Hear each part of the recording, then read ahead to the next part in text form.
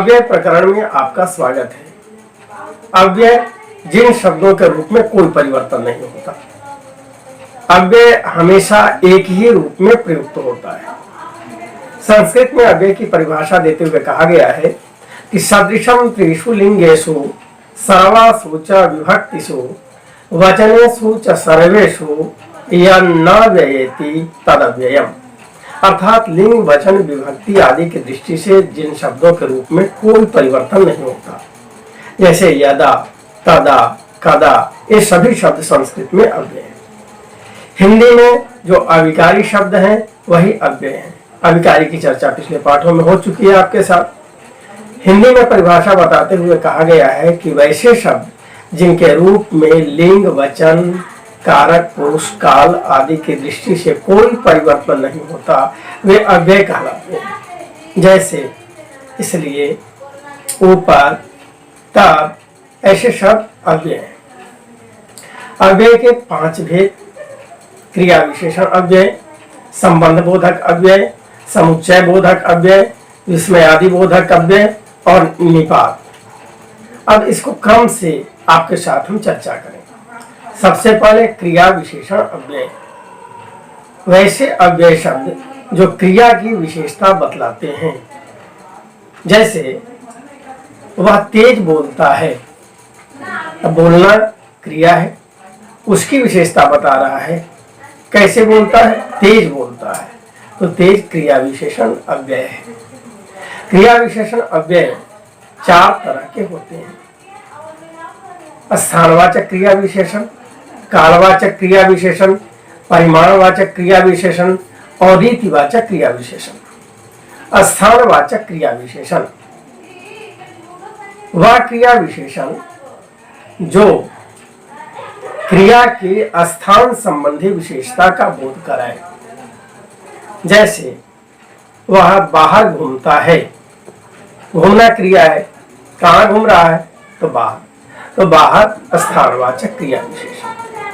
दूसरा कालवाचक क्रिया विशेषण, क्रिया के काल संबंधी विशेषता का बोध कराए, वह कालवाचक क्रिया विशेषण है।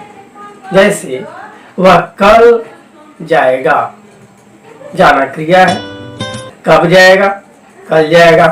कल कालवाचक क्रिया विशेषण। इसके बाद परिमाणवाचक क्रिया विशेषण, जो परिमाण, मात्रा संबंधी, क्रिया की मात्रा संबंधी विशेषता बताए, वह परिमाणवाचक क्रिया विशेषण है। जैसे वह बहुत बोलता है, क्रिया है बोलना, इसकी विशेषता बता रहा है बहुत, तो बहुत शब्द जो है सो परिमाणवाचक क्रिया विशेषण है। और अंतिम इसका भेद रीतिवाचक क्रिया विशेषण। यह क्रिया के होने की रीत, तरीका आदि का बोध कराए, वह क्रिया विशेषण रीतिवाचक क्रिया विशेषण कहलाता है। जैसे वह धीरे धीरे बोलता है, बोलना क्रिया है। कैसे बोल रहा है? धीरे धीरे बोल रहा है, तो यह रीतिवाचक क्रिया विशेषण है। प्यारे बच्चे, यहाँ पर आप ध्यान देंगे कि इन चारों को पहचानने के लिए कुछ मदद में आपको एक उपाय यह है कि स्थानवाचक क्रिया विशेषण को पहचानने के लिए क्रिया विशेषण के स्थान पर कहाँ, कालवाचक के लिए कब, परिमाणवाचक के लिए कितना और रीतिवाचक के लिए कैसे शब्दों का प्रयोग करेंगे। जो उत्तर मिलेगा आप उसके आधार पर उस क्रिया विशेषण का भेद उसे समझेंगे। अब क्रिया विशेषण के उपरांत अव्यय के अगला भेद की ओर आपको ले चले। क्रिया विशेषण अव्यय के बाद संबंध बोधक अव्यय। वैसे अव्यय शब्द जो संज्ञा या सर्वनाम शब्दों का वाक्य में अन्य संज्ञा या सर्वनाम शब्दों के साथ संबंध बताते हैं, वे संबंध बोधक अव्यय कहलाते हैं। याद रखिएगा कि ऐसे अव्यय शब्दों का प्रयोग कारक के चिन्ह के साथ होता है। जैसे वह पूरब की ओर देखता है, देखना क्रिया है। वह पूरब की ओर देखता है।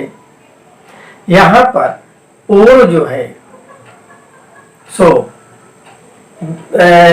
संबंध बोधक अव्यय, समुच्चय बोधक अव्यय, वह अव्यय जो दो शब्दों या दो वाक्यों को जोड़ने के लिए प्रयोग में आता है वह समुच्चय बोधक अव्यय कहलाता है।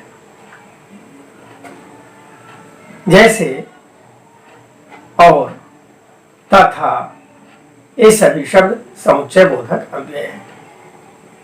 विस्मयादि बोधक अव्यय, जो अव्यय शब्द हर्ष, आश्चर्य, उल्लास आदि के लिए प्रयुक्त हो वह विस्मयादि बोधक अव्यय कहलाता है। जैसे वाह, शाबाश, अरे, ये सभी शब्द समुच्चय बोधक विस्मयादि बोधक अव्यय हैं। निपात, वैसे शब्द जो किसी बात पर बल देने के लिए, अलग से जोर देने के लिए प्रयोग में लाए जाते हैं वे निपात कहलाते हैं। जैसे यह तो वह ही है, ही बल देने के लिए।